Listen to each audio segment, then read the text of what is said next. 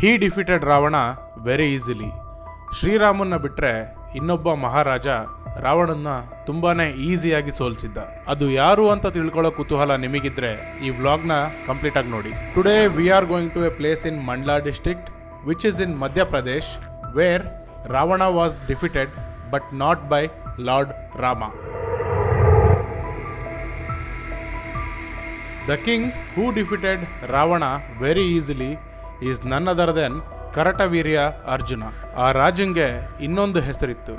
ಆ ಹೆಸರು ಏನಪ್ಪ ಅಂತಂದ್ರೆ ಸಹಸ್ರಬಾಹು ಅರ್ಜುನ ಅಂತ. ಸಹಸ್ರಬಾಹು ಅಂದ್ರೆ 1000 ಭುಜ ಇರೋನು. ಅದರ ಅರ್ಥ ಅವನಿಗೆ 1000 ಕೈಗಳಿದ್ವು ಅಂತ. ನಾವು ಇವತ್ತು ಬಂದಿರೋಂಥ ಪ್ಲೇಸ್ ಹೆಸರು ಶಾಸ್ತ್ರಧಾರ. ಈ ಜಾಗ ಶಾಸ್ತ್ರಧಾರಕ್ಕೂ ಶಾಸ್ತ್ರಬಾಹು ಅರ್ಜುನಂಗೂ ಮತ್ತು ರಾವಣಂಗೂ ಇರೋ ಲಿಂಕ್ ಏನಪ್ಪ ಅಂತಂದರೆ, ಒಂದಿನ ರಾವಣ ಪುಷ್ಪಕ ವಿಮಾನದಲ್ಲಿ ಹೋಗ್ಬೇಕಾದ್ರೆ ಈ ಒಂದು ಜಾಗನ ನೋಡ್ತಾನೆ. ಇಲ್ಲಿನ ಸೌಂದರ್ಯ ಮತ್ತು ಪ್ರಶಾಂತತೆ ಕಂಡು ತುಂಬಾ ಇಷ್ಟಪಡ್ತಾನೆ.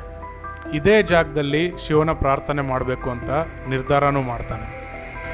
ಅದೇ ಟೈಮ್ಗೆ ಅಲ್ಲಿಂದ ಸ್ವಲ್ಪ ದೂರದಲ್ಲಿ ಕರ್ತವೀರ್ಯ ಅರ್ಜುನ ತನ್ನ ಹೆಂಡತಿರ ಜೊತೆ ಜಲಕ್ರೀಡೆ ಆಡ್ತಾ ಇರ್ತಾನೆ.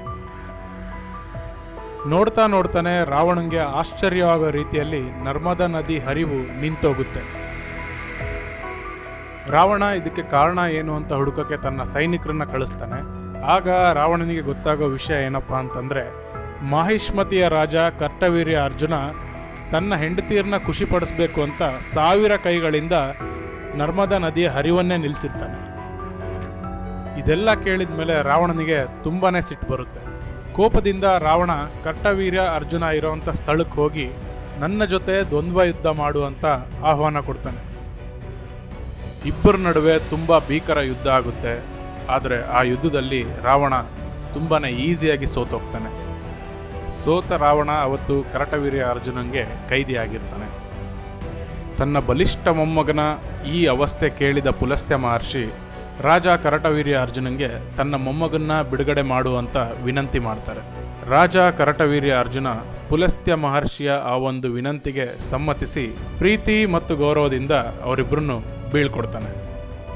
ಇದೆಲ್ಲ ಕತೆ ನಡೆದಿದ್ದು ನಾವಿವತ್ತು ಬಂದಿರೋಂಥ ಶಾಸ್ತ್ರಧಾರ ಅನ್ನೋ ಒಂದು ಪ್ಲೇಸಲ್ಲಿ. ಈ ಜಾಗಕ್ಕೆ ಶಾಸ್ತ್ರಧಾರ ಅಂತ ಹೆಸರು ಬರೋಕ್ಕೆ ಕೂಡ ಮೂಲ ಕಾರಣ ಶಾಸ್ತ್ರಬಾಹು ಅರ್ಜುನನೇ. ಮುಂಚೆ ಹೇಳಿದ ಪ್ರಕಾರ ಶಾಸ್ತ್ರಬಾಹು ಅರ್ಜುನ ನರ್ಮದಾ ನದಿನ ನಿಲ್ಲಿಸೋಕ್ಕೆ ಪ್ರಯತ್ನ ಮಾಡಿದರೂ ಕೂಡ ನರ್ಮದಾ ನದಿ ಪೂರ್ತಿಯಾಗಿ ನಿಲ್ಲೋದಿಲ್ಲ. ಶಾಸ್ತ್ರಬಾಹು ಅರ್ಜುನನ 1000 ಕೈಗಳ ಮಧ್ಯದಿಂದ ಮತ್ತು ಕೈಗಳ ಮೇಲಿಂದ ನರ್ಮದೆ ಹರಿತಾನೆ ಇರ್ತಾಳೆ. ಅಲ್ಲಿ ಅರ್ಜುನನ 1000 ಕೈಗಳಿಂದ 1000 ಸಣ್ಣ ಸಣ್ಣ ಜಲಪಾತಗಳು ಸೃಷ್ಟಿಯಾಗ್ತವೆ. ಇದೇ ಒಂದು ಕಾರಣದಿಂದ ಈ ಜಾಗಕ್ಕೆ ಶಾಸ್ತ್ರಧಾರ ಅನ್ನೋ ಒಂದು ಹೆಸರು ಬಂತು ಅಂತ ಇಲ್ಲಿನ ಜನರು ಹೇಳ್ತಾರೆ.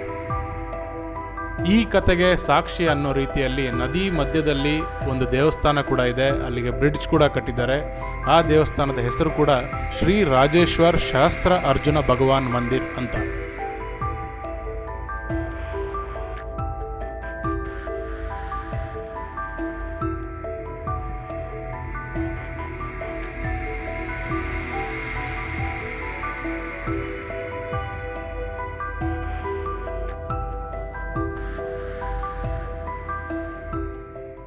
ಇದಾಗಿತ್ತು ಶಾಸ್ತ್ರಧಾರದ ಒಂದು ಸಣ್ಣ ಕತೆ.